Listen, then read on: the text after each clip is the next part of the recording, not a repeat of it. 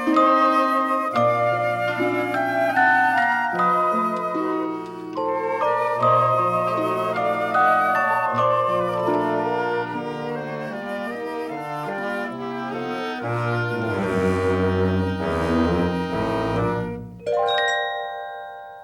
this is Beat Up, and welcome to a new episode of Clearing Out My Head.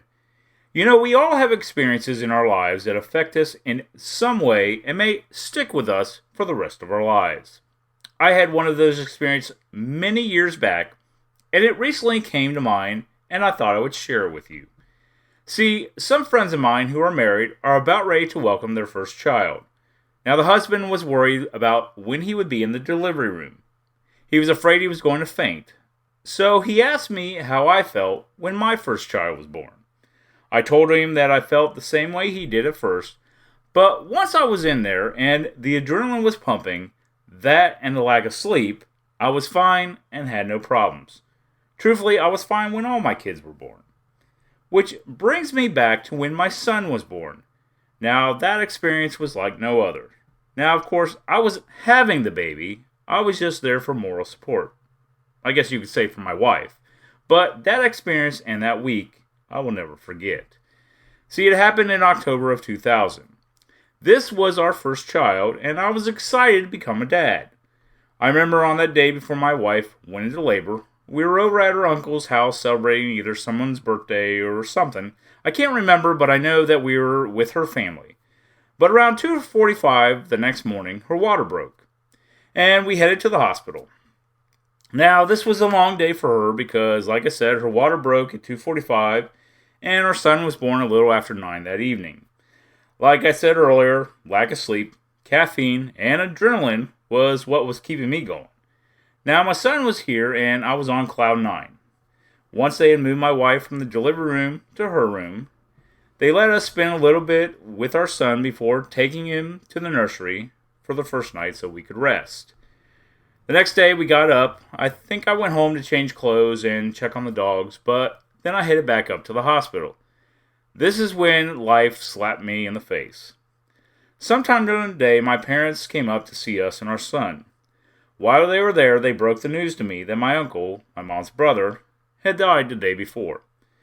Now, my uncle had been sick and was in the hospital. I had just actually seen him a week or two prior to my son being born. After hearing the news, the high that I was on with the birth of my son came crashing down. The reason being was this uncle was one of my favorite uncles. He and my aunt had always been there for me most of my life.